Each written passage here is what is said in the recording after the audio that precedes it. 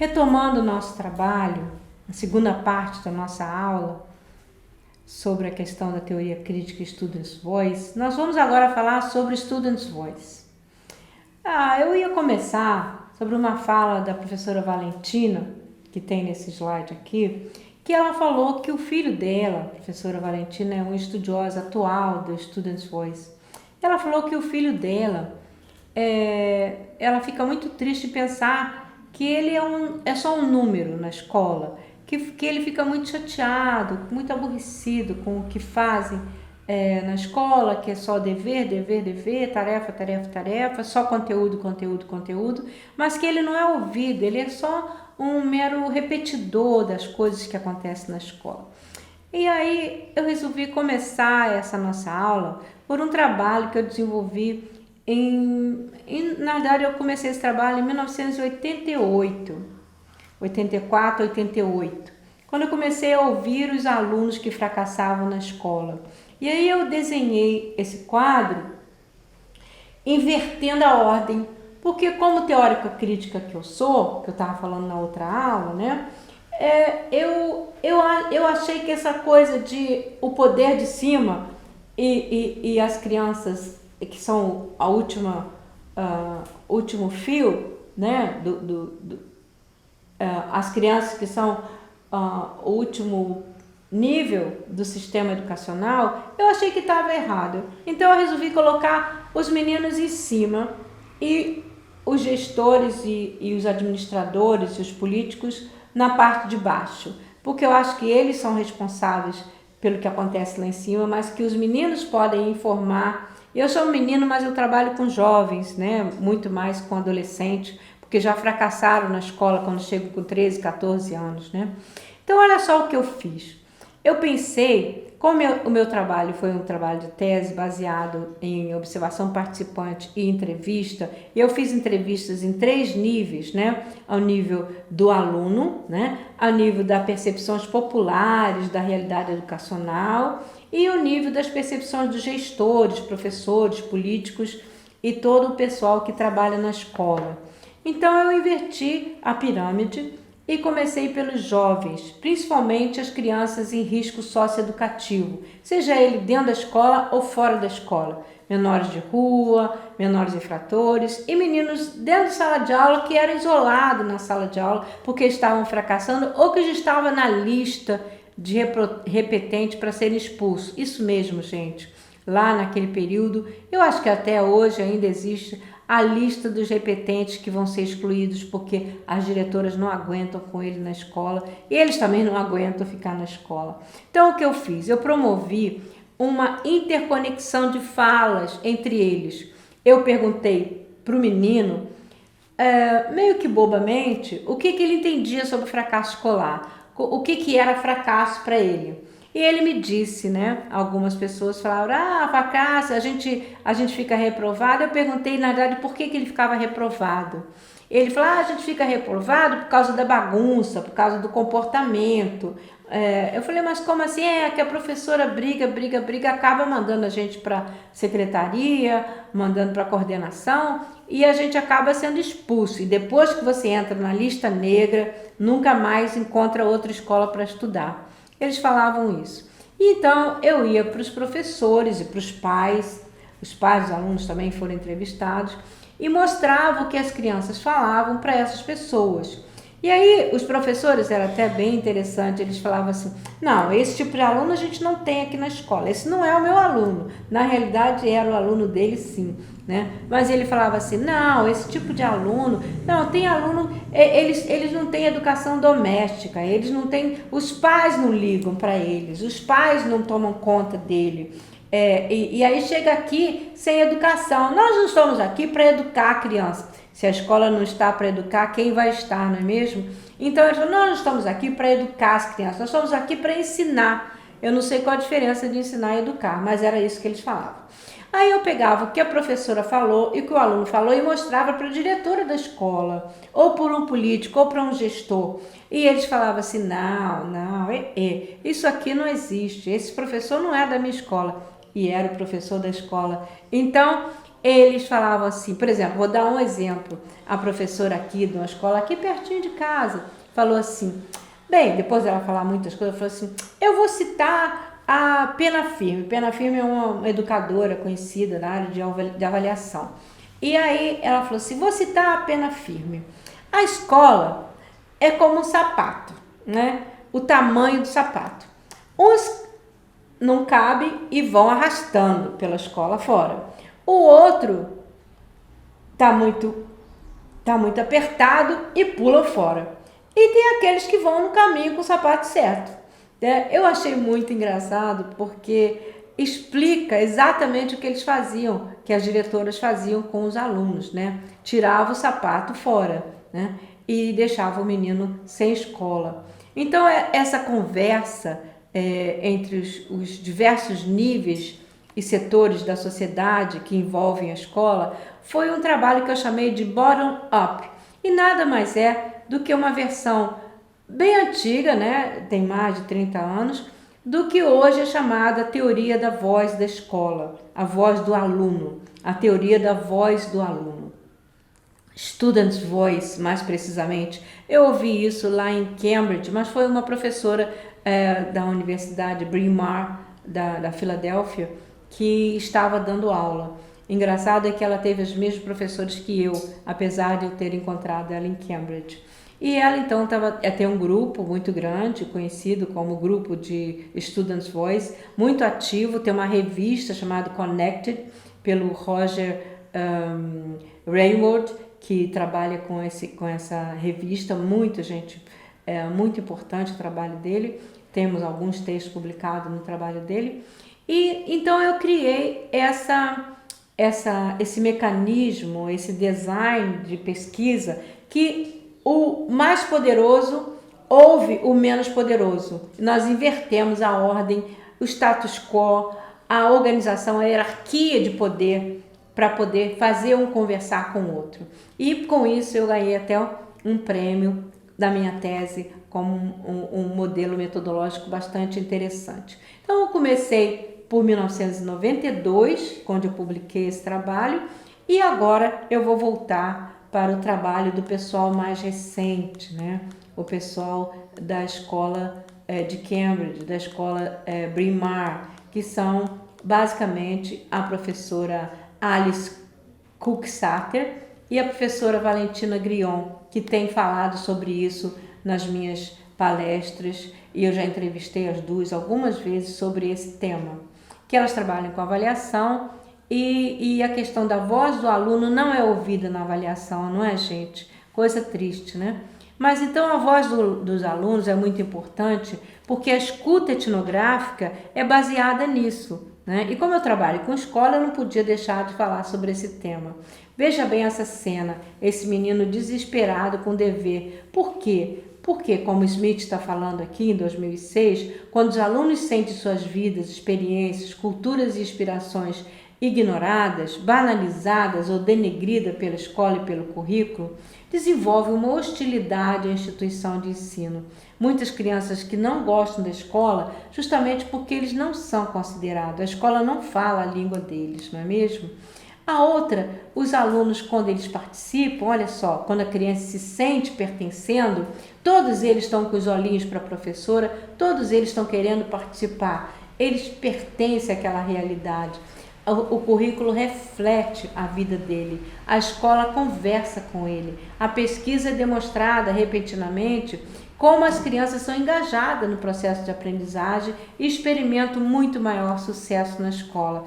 Isso vocês podem ter certeza. Essas imagens são da Itália, mas poderia muito bem ser uma imagem daqui. Agora eu tirei uma foto muito comum no trabalho do Students' Voice, porque a gente pega uma dessas folhas de papel pardo, coloca na parede e a gente pede para as pessoas levantarem e irem lá escrever o que elas estão pensando sobre determinado tema. Então surge esse painel de vozes da onde a gente vai começar a refletir, né? Esse movimento Students' Voice que apoia essa ideia do engajamento do aluno que falta na experiência da escola tradicional, teve início nos anos 90, como eu falei. E no Canadá nós temos um grande representante, que é o Michael Furlan.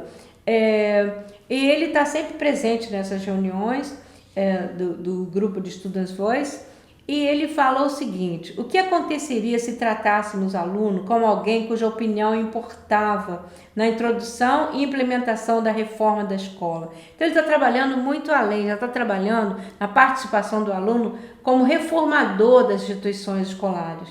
Muito legal, não é mesmo? Ele já falava isso em 91, imagina.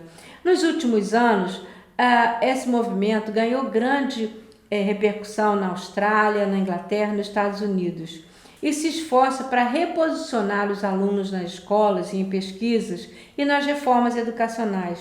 É baseado na seguinte premissa: os jovens têm perspectivas únicas sobre a aprendizagem, sobre o ensino e sobre a escolaridade. Seus insights, quer dizer, o seu pensamento, justificam não apenas a atenção, mas também as respostas dos adultos. Eles devem ter oportunidade de moldar essas atividades ativamente para a educação, para a sua educação, né? Como você fazer uma educação para alguém sem ouvir essa pessoa, né? Então vamos buscar também no movimento Students' Voice a Alison Cook-Satter. Ela fala: há algo fundamentalmente errado sobre a construção e reconstrução de um sistema inteiro sem consultar em nenhum momento aquele que é ostensivamente projetado para servir. Se nós temos como objetivo o aluno na escola, então por que não ouvi-los? Mas se nós temos como objetivo na escola o ensino do conteúdo, então o aluno é um verdadeiro depositário desse conteúdo, como dizia o Freire, não é mesmo? Esse é um livro da Cook-Satter e Grion, de 2012. Elas falam sobre isso. A Grion fala que a voz do aluno é um termo guarda-chuva. Por quê? A ênfase em diferentes aspectos, é uma matriz de esforços que estão reunidos nesse Students' Voice Movement, né? O movimento Students, a voz do aluno. Por diferentes razões pelas quais floresceu ou não, desenvolveu de maneira diferente em diferentes lugares. Como eu disse, no meu caso, desenvolveu na entrevista da pesquisa. Lá desenvolveu mais nas reformas universitárias, especialmente na Inglaterra, que eles começaram a ajudar nas reformas escolares da África. Muitas pessoas lá trabalham com movimentos de reformas de escolas africanas e dentro desse espírito do Students' Voice. As diferentes perspectivas sobre as quais são seus pontos fracos e fortes e previsões das quais seriam suas perspectivas futuras. Então nós estamos sempre buscando os pontos fracos e fortes que foram falados pelas próprias pessoas. Falam: eu não gosto disso na escola, eu gosto disso da escola. Muito interessante, a professora da Sofia, aquela menina daquela aula anterior, pediu para a Sofia escrever ela tinha que escrever uma carta de reclamação. Estava ensinando o modelo de escrita. Então pediu para a menina escrever uma carta de reclamação sobre alguma coisa que acontecia em sala de aula. Imagina que a Sofia foi tão crítica que a professora falou assim: nossa, Sofia, você pegou pesado, hein? Por quê? Porque ela falou: a professora está dando tarefa que ela não explica na sala de aula. E a Sofia tinha razão, porque na véspera da prova a professora tinha mandado 5 páginas do livro de história sem ter explicado uma única página. E é isso que as crianças têm, seja fraco, seja forte, o ponto de vista dela é interessante para mudar a escola, mesmo que isso magoe o professor. A outra experiência que eu tenho sobre avaliação, e até está num trabalho muito bonito de uma aluna minha chamada Juliana Rebelo, e ela fez uma análise de todas as avaliações que os alunos faziam de mim, que era feita sem nomeá-los, né, obviamente, e durante 20 anos elas escreveram o que elas pensavam sobre mim. Então eu tinha dados de 40 turmas, no mínimo, falando sobre o que eles pensavam da minha aula. E olha que mudou a minha vida essas avaliações, porque no início eu ficava triste, eu chorava, mas eles falavam coisas horríveis assim que eu fazia com eles e eu nem me percebia que eu estava fazendo aquilo. E aos poucos eu fui mudando, até que eu cheguei a um equilíbrio de não falar tantas coisas que eles não gostavam, de não desafiá-los nas suas condições socioeconômicas e não desafiá-los nas condições desigualdades educacionais. Então eu fui mudando com a perspectiva dos alunos. Se eu não tivesse parado para ouvir o meu aluno, eu jamais teria chegado a um bom termo com eles, não é mesmo? Então, esse termo guarda-chuva é uma ideia muito interessante. Agora nós vamos ouvir ainda do livro da Grion as duas ênfases básicas da etnografia, da voz do aluno, do estudo sobre as vozes dos alunos. A primeira é liderada por Jean Russo. Ela também, ela é da Inglaterra também, e ela fala que tem como pressuposto o processo de ensino-aprendizagem. O foco é o ensino-aprendizagem, estudar como melhorar a aprendizagem dos alunos consultando-os. E aí tem uma fala aqui sobre isso, eu não vou ler para vocês, mas vocês podem ler. A segunda, ela é originária do Michel Fiennes, aquele lá do Canadá, né? Ele fala que os fundamentos filosóficos, né, que tem sido publicado com regularidade, destacam a importância da democracia e da participação como noção de educação centrada na pessoa. Nós vemos isso lá desde o Roger, não é mesmo?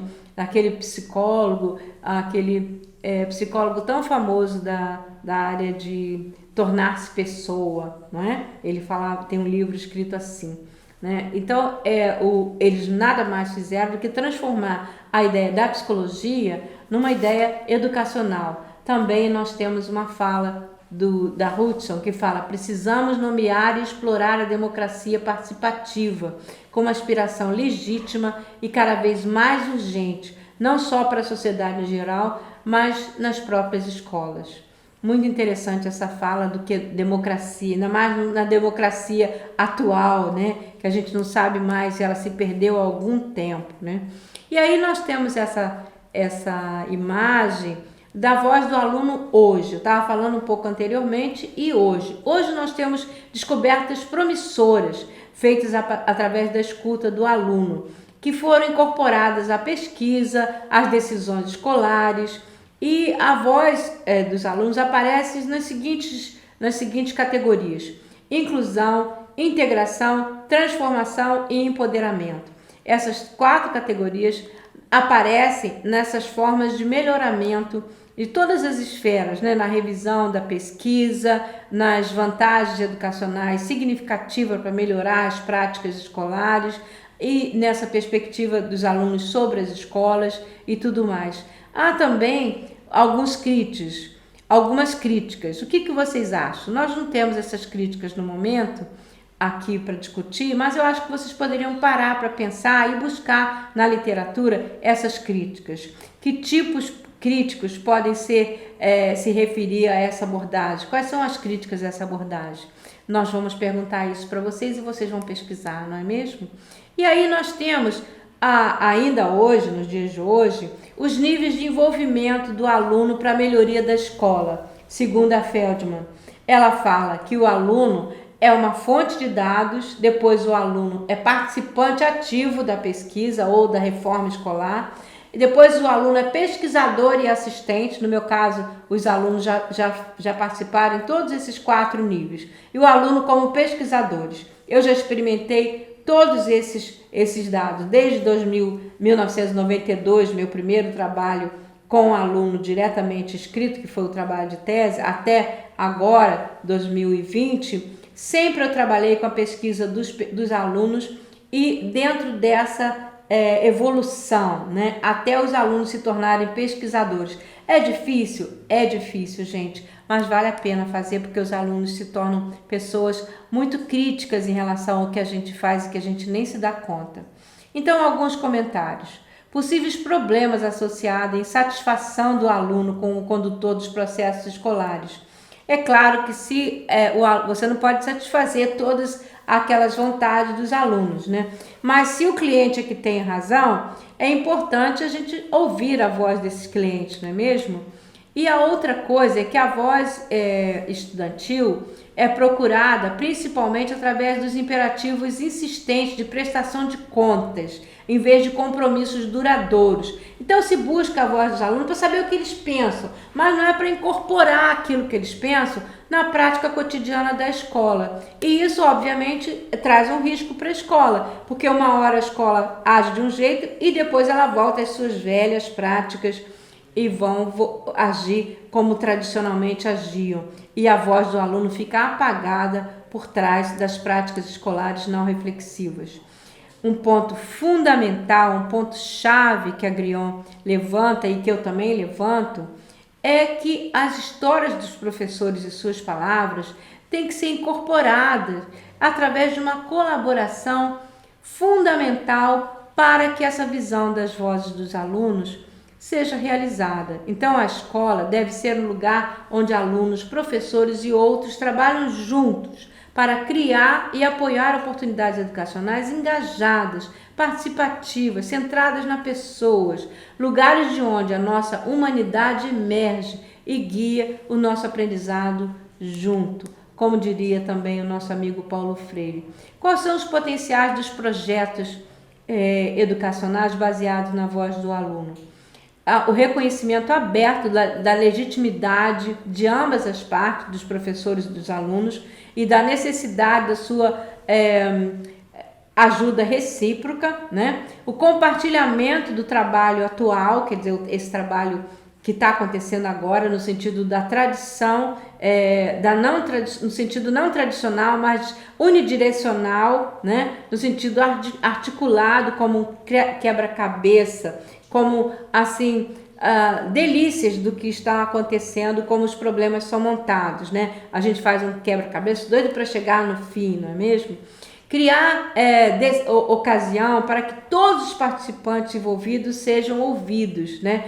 Criem novos conhecimentos, sejam criativos e inovadores juntos. E agora eu vou passar para o último slide, que fala sobre a voz de um aluno meu, que é o meu assistente de pesquisa, de 2013. Ele falou assim, e também dentro da abordagem dele, ser um aluno participante e ativo e pesquisador dos outros alunos. Ele falou: uma das coisas mais importantes que aprendi na pesquisa foi ouvir